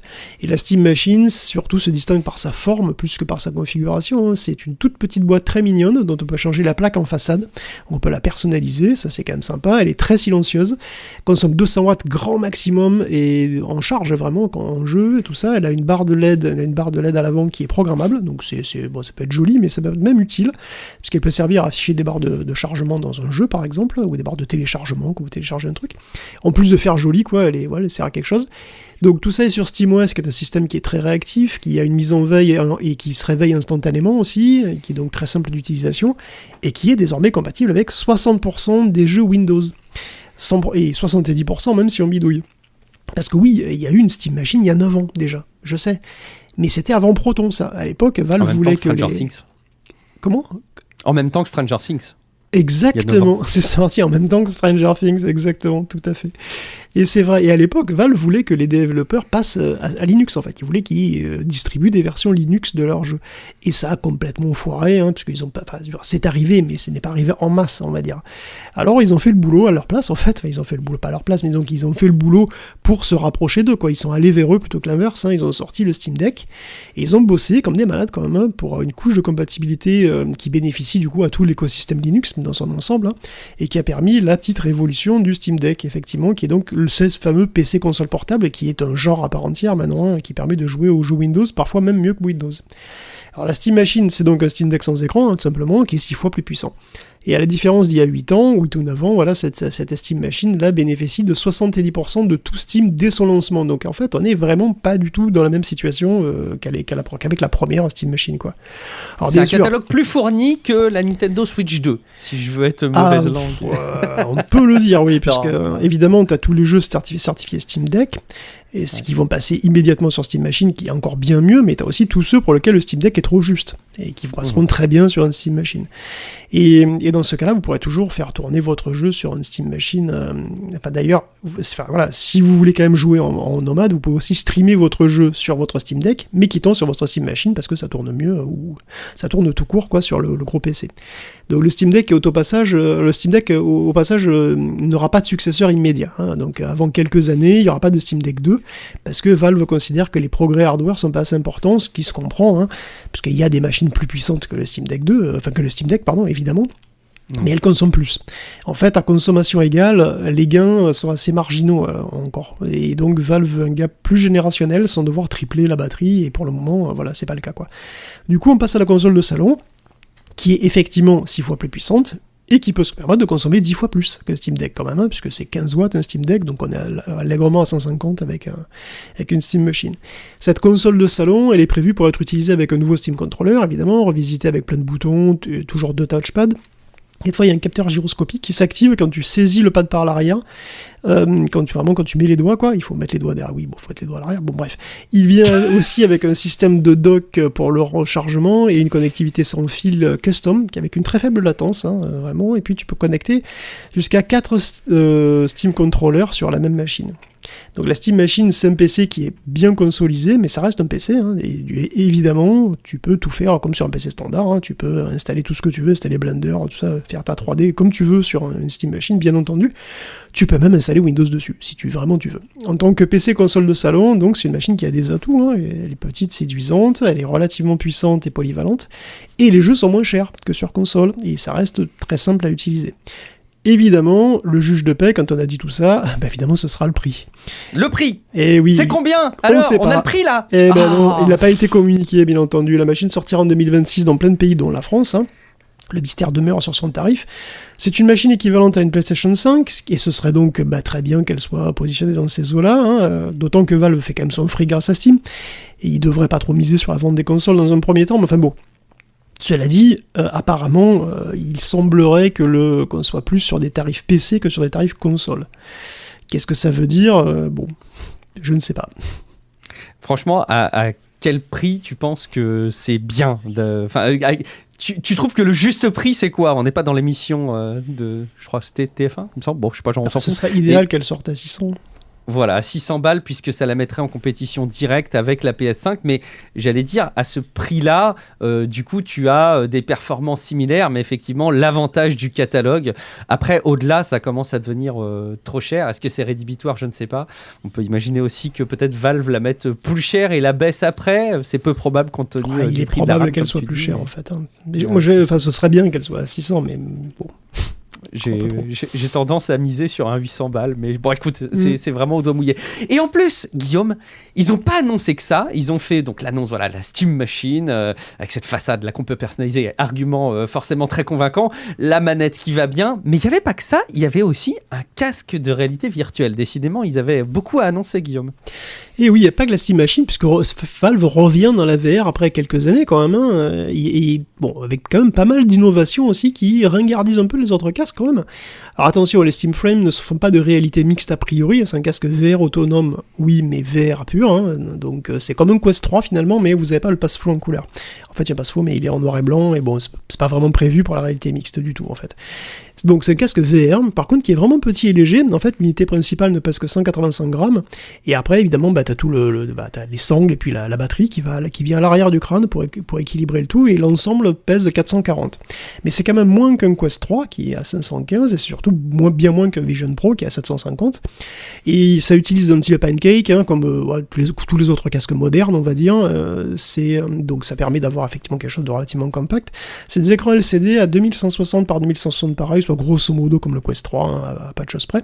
On a 110 degrés de champ de vision, donc c'est un petit peu plus que la... Enfin, en tout cas, c'est plus que le Quest 3, je pense que c'est aussi plus que les autres concurrents. La fréquence varie entre 70 et 120 Hz, ce qui est correct. On a un CPU qui est assez correct aussi, c'est un Snapdragon 8 Gen 3. C'est mieux qu'un Quest 3, hein, et c'est même mieux qu'un Galaxy XR. Après, évidemment, c'est beaucoup moins bien qu'un Vision Pro, mais bon, après, le Vision Pro avec son M5... il n'y a pas le même catalogue. Puis voilà, mais ça, effectivement, il n'y a pas le même catalogue non plus. Enfin bon, les lunettes, donc, c'est ces espèces de grosses lunettes, hein, ces frames, là, ces grosses lunettes font tourner une version de SteamOS complète, hein, et donc en gros, c'est vraiment un Steam Deck sur ta tête. Mais SteamOS, du coup, sur processeur ARM, si je comprends bien. Tout à fait. C'est une première, ça. C'est un Steam Deck qui tourne sur une architecture ARM, et en fait, c'est même pas forcément un obstacle dans la tête de Valve qui rajoute une couche d'émulation de l'architecture Intel. Ça s'appelle FEX. Donc entre FEX et Proton, le casque devrait permettre de jouer à des jeux Windows qui sont pas trop exigeants, avoir l'usage évidemment, mais bon, évidemment le casque pour avoir des jeux natifs, hein, bien entendu, de tous les jeux. J'ai une question. Voilà, Guillaume, je peux pas m'empêcher de te laisser continuer sans te poser cette question. Est-ce qu'on pourra jouer à Half-Life Alyx sur le casque? J'ai entendu tout et son contraire à ce sujet. Oui. Oui, on pourra. Ça c'est clair et net, puisqu'ils en ont parlé en fait. Très bien. J'avais pas du tout l'info et on m'a contredit sur le sujet, donc je ne savais plus à quel sein me vouer. En tous les cas, te poser la question à toi. C'est prévu. Ils veulent avoir une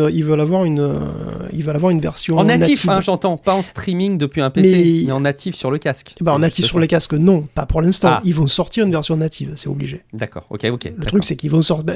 Il est évident que Valve va sortir des versions natives de ses propres jeux. Ça me paraît quand même assez évident. Ce serait assez débile de pas le faire. Ce serait dommage, surtout pour Alyx, quoi. Mais voilà, donc effectivement, pour l'instant, probablement que oui, mais les performances risquent d'être très mauvaises. Cela dit, il y aura une version native très prochainement, c'est certain. Enfin bon, une des grandes innovations de ce Steam Frame, en tout cas, c'est qu'elles sont totalement sans fil et qu'elles streament les jeux via du PC. Enfin, les jeux du PC. Alors, tu peux donc streamer les jeux du PC. Alors voilà, hein. Si vous avez un PC puissant, évidemment, avec SteamOS dessus. Vous avez un adaptateur 6 GHz qui assure un jeu sans aucun lag ni dégradation d'image. Alors, quelle est cette magie? C'est le streaming sélectif, en fait, puisque l'image est envoyée au casque en mode dégradé. Elle est un peu floue, sauf là où tu regardes. C'est ce qu'ils appellent le foveated streaming, donc c'est l'analogue du foveated rendering, qui est utilisé dans quelques jeux PSVR 2. Donc les Steam Frames ont un suivi du regard, hein, et cette information permet de savoir où concentrer la bande passante, en fait, sur quelle zone tu concentres. Donc la fenêtre dans laquelle tu regardes, elle est parfaitement nette.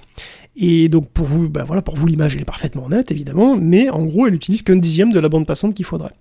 Et les 6 GHz combinés à ce système font qu'il n'y a pas de concession en fait qui peut être pour le sans fil. Vous avez une image qui est parfaite apparemment, ça marche très bien à plusieurs dizaines de mètres à condition qu'il n'y ait pas de mur. Alors parce qu'à 6 GHz ça aime pas trop les murs. Alors le casque se repère en infrarouge, hein, il repère aussi les manettes en infrarouge, donc ça peut s'utiliser dans le noir. Et apparemment d'après les tests ça marche effectivement très bien. Et il y a d'autres spécificités rigolotes des Steam Frame et de l'ensemble en fait, c'est que en gros toutes les machines là, Steam Deck, Steam Machine et Steam Frame utilisent des cartes SD pour rajouter du stockage. Les Steam Deck font ça et c'est vrai que ça marche étonnamment bien. Et j'avais oublié de le mentionner, c'est vrai, mais la Steam Machine aussi utilise donc des cartes SD. Et c'est intéressant parce que le système est prévu pour que les jeux stockés sur une carte fonctionnent sur n'importe quelle des machines Valve en fait. Les Frames, les Steam ou le Steam Deck. Donc ça veut dire que tu peux prendre physiquement un jeu de ta Steam Machine sur la carte et continuer sur le Steam Deck comme on passe une cartouche d'une console à une autre. Et ça marche aussi sur les Frames, qui sont autonomes, par ailleurs. Alors évidemment, l'expérience va être différente évidemment, sur la puissance des machines, c'est normal, mais le potentiel est quand même très intéressant. Tout l'écosystème est interopérable et compatible, et tout ça sans aucune complexité particulière pour l'utilisateur, quoi. Dans la réalité des faits, on est d'accord, Guillaume, qu'un client exacerbé Valve qui a plusieurs machines installera le jeu sur plusieurs de ces machines. Il va pas s'amuser à sortir une carte SD et à la déplacer ailleurs. C'est pas clair. Franchement, c'est pas clair. Pourquoi pas, après tout. Ok, pourquoi pas, ok, d'accord. C'est moi qui suis un gros fainéant. C'est pas fait ça d'économiser. Dire, tu as une 256 Go, tu la passes de truc en truc, pourquoi pas. Enfin, moi, ça me choque pas du tout, en fait. En tout cas, effectivement, non, mais ton Alix, tu pourras le prendre de ta Steam Machine et l'enquiller directement dans tes lunettes et c'est parti, quoi. Ah oui. Ouais. Un truc très rigolo aussi, ça, c'est les frames apparemment sont modulaires parce que l'unité principale, donc en gros ce qui comporte les écrans et le CPU, elles sont indépendantes, donc elles peuvent être utilisées apparemment avec des batteries, peut-être avec d'autres types de batteries, tout ça. Et puis elles ont un port d'extension. Au niveau du nez, il y a un port d'extension, tu peux y brancher une autre caméra. Donc c'est plus ou moins prévu que si tu veux rajouter un pass-flow couleur comme sur un Quest 3 pour avoir de la réalité mixte, peut-être que dans le futur ça sera possible. Et en fait, c'est un casque VR qui a un port PCI Express libre en fait, et c'est un truc assez nouveau, quoi. C'est assez rare que ces trucs soient modulaires comme ça. Donc c'est quand même un retour intéressant de Valve sur les casques VR, après l'Index, c'est une proposition quand même beaucoup plus intéressante que l'Index, faut quand même le dire. L'Index, il était cher, il était chiant à installer, il était filaire, il n'y avait aucune autonomie. Alors bon, c'est vrai que les frames proposent quand même des trucs vraiment intéressants. Après, évidemment, là encore, à quel prix ? Le prix. Oui, ça on sait pas. Évidemment, donc oui, ce serait logique qu'il se positionne en face du Quest 3, mais rien n'est sûr pour l'instant. Hein. Eh ben écoute, en tout cas, c'était des belles annonces. Je me permets de le souligner, j'ai fait une partie de mon stream là, du vendredi matin de la semaine dernière. J'ai relayé un peu ce sujet, ça venait de tomber en plus. La vidéo, encore une fois, de présentation de Valve en quelques minutes. Qu'est-ce que ça change des grandes annonces en grande pompe d'autres acteurs de la tech et du jeu vidéo. Et je trouve ça assez humble. Alors c'est faussement humble, mais ils ont une manière d'expliquer leur line-up, pour utiliser un mot vulgaire, de produits, leur collection de produits qui est, je trouve, assez élégante. Bon, voilà, c'est enthousiasmant. On verra ce que ça donne. On termine, Guillaume, sur quelque part l'économie ou plutôt l'écosystème, ou le futur des consoles. Voilà, parlons tout de suite du futur des consoles pour terminer cet épisode. Écoute, c'est très rigolo cette sortie de la Steam Machine là, parce que ça rejoint en gros ce que Microsoft donne l'impression de vouloir faire avec sa prochaine Xbox. C'est-à-dire une fusion PC-console. Et d'ailleurs, on a encore d'autres indices, puisqu'on sait que Microsoft va rendre pas mal de choses cross-compatibles d'Office Xbox PC, notamment dans le SDK Xbox, le GDK, on trouve l'unification des inputs avec clavier souris et manette à la fois, la cross-compatibilité des sauvegardes, donc en gros, voilà, ils misent tout sur le multiplateforme, c'est clair. Ça fait dire à Corben, d'ailleurs, que Microsoft veut tuer les consoles. Alors, personnellement, je pense pas du tout que Microsoft puisse tuer les consoles, parce qu'il n'a pas du tout ce pouvoir. Par contre, il a le pouvoir de tuer la sienne. Et c'est ce qu'il est en train de faire. Clairement. On pourrait dire que Valve vient de sortir la Xbox rêvée de Microsoft, mais en fait, de mon point de vue, ils font exactement l'inverse l'un de l'autre. Les deux sont vraiment à l'opposé. Parce que Valve veut consoliser le PC, alors que Microsoft veut PCifier la console. Ouais, et ça, c'est très différent. Parce qu'il y a on arrive à une situation comparable, mais finalement, la démarche n'a rien à voir, c'est vrai. Ça n'a rien à voir, c'est très différent. Il y a un sens qui peut réussir, et il y a un sens qui a toutes les chances de foirer. Et le sens qui peut réussir, c'est le sens de Valve. Parce que Valve, en fait, il a une logique claire et cohérente. Il fait un PC, c'est tout. Il a jamais prétendu le contraire. Lui, c'est un PC consolisé parce qu'il a une expérience utilisateur simplifiée. Il a des accessoires qui marchent ensemble, donc il offre une expérience qui a une valeur ajoutée. Et tout ça, c'est sur une base PC complètement ouverte et qui reste une base PC. Et de toute façon, Valve a déjà Steam, et donc le jeu PC, en gros, c'est déjà lui, quoi. Il fait 30% sur le jeu PC depuis des années, Steam. Donc bon. Alors qu'à l'inverse, Microsoft, il a déjà une console. Et il va en faire un PC, donc il veut l'ouvrir à tous les stores, sur lesquels il fait pas de fric. Il veut permettre de jouer sur n'importe quelle machine, donc ne pas avoir d'exclusivité non plus. Et donc finalement, tuer tout ce qui fait la raison d'être d'une console, en fait. Parce que, pourquoi ça existe les consoles ? Pourquoi il y a eu des consoles et pourquoi il y a toujours des consoles ? Alors qu'une console, c'est un ordinateur, et qu'on pourrait juste jouer sur ordinateur, et le jeu vidéo est né sur ordinateur. Donc pourquoi on a eu des consoles et pourquoi on en a toujours ? Parce que les consoles, elles offrent une expérience qu'on ne pouvait pas avoir sur un PC, ou pas, au même prix, ou difficilement. Au début, les consoles permettaient simplement de jouer à des jeux vidéo pour pas très cher. Des jeux qu'on n'avait pas du tout sur ordinateur, ou qui tournaient que sur des machines bien plus chères quand ils tournaient. Avec le temps, ça a évolué, mais l'expérience console conserve des particularités propres. Ce qui font leur raison d'être. Et d'ailleurs, Nintendo est un très bon exemple de ça.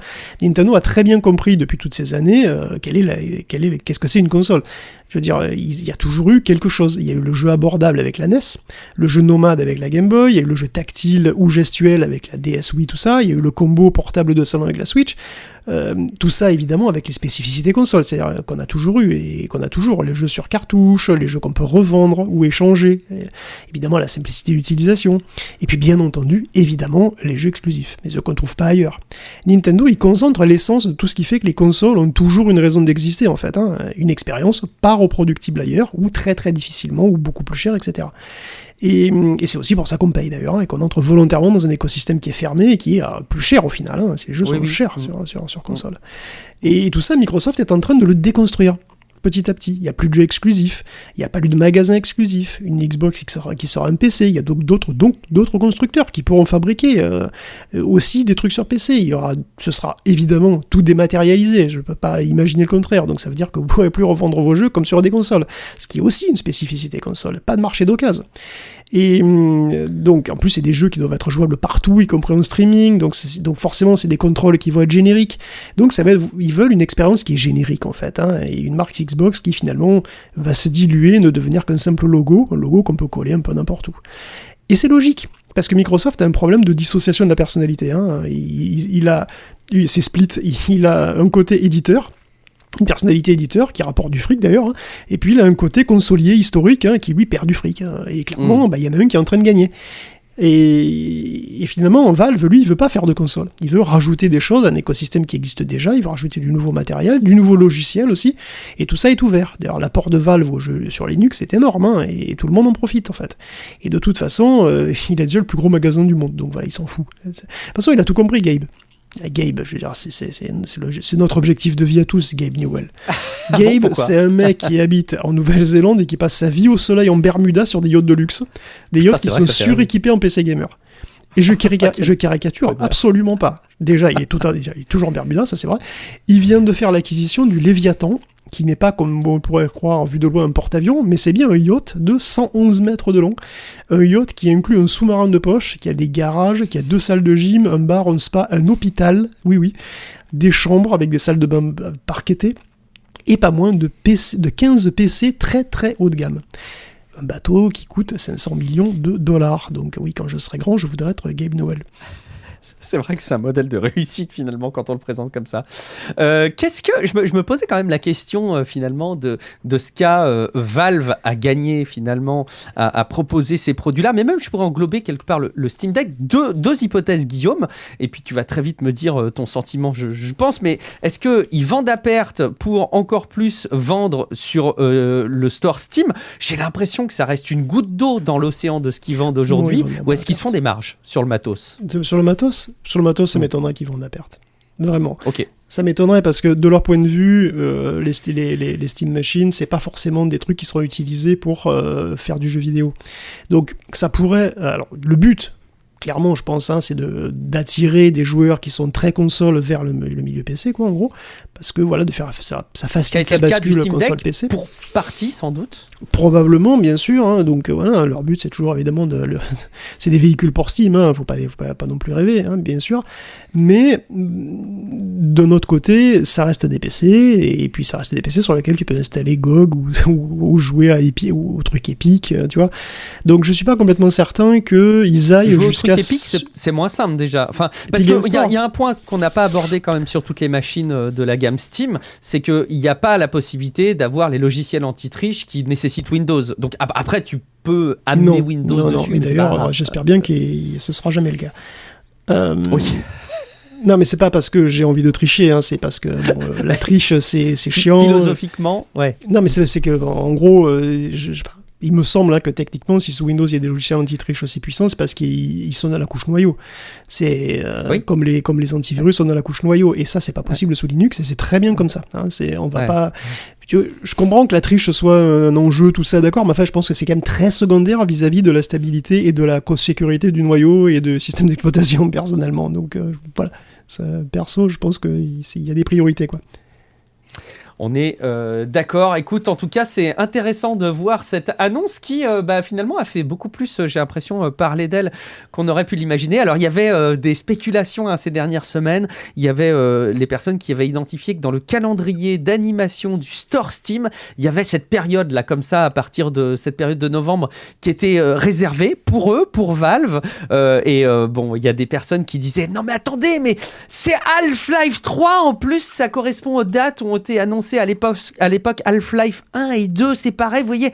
Ah, bon, c'était pas ça, c'était bel et bien le matos, et finalement, c'est peut-être très bien comme ça aussi. Merci infiniment, Guillaume, pour la préparation de cet épisode, et puis le partage de tout ce que tu as pu collecter comme info, et ton regard acéré. Évidemment, si vous voulez continuer l'expérience Tech Café, abonnez-vous à la newsletter, vous avez une synthèse des articles et quelques petites recommandations que je peux rajouter aussi. Et puis en attendant, peut-être que tu vas continuer à vivre ta vie. Tu n'es pas qu'un podcasteur, Guillaume. Est-ce que tu peux dire aux auditeurs et aux auditrices où on te retrouve ? Je sais pas, est-ce que je vais aller voir quelques vidéos Vine pour me rappeler le bon vieux temps ? Oh là, je sais pas si c'est le bon vieux temps. Je sais pas. Moi, j'irai jeter un coup d'œil. De toute façon, on verra. Évidemment. Merci, évidemment. Merci beaucoup. Je suis sur YouTube. Il y a une nouvelle émission qu'on a sortie avec Matt, mon compère de Relife. C'est une application. Enfin, c'est pas une application, c'est une émission sur les applications. On revient un petit peu au fondement des usages des nouvelles technologies quelque part. Donc, si jamais vous avez envie comme ça de voir des revues et des sélections d'applications et de services, vous pouvez aller jeter un coup d'œil. Je vous mettrai le lien dans le conducteur aussi, c'est sur YouTube, et puis je suis présent aussi sur Twitch chaque vendredi matin entre 10h et midi, où c'est toujours hyper cool de sélectionner des infotech qu'on n'aborde pas comme ça dans le podcast, et puis de les partager ensemble, de voir un petit peu vos retours, ou de revenir sur des sujets que vous avez appréciés. Merci beaucoup pour votre fidélité. Rendez-vous dans quelques jours pour un prochain épisode de Tech Café. Ciao à toutes et à tous. Ciao à tous.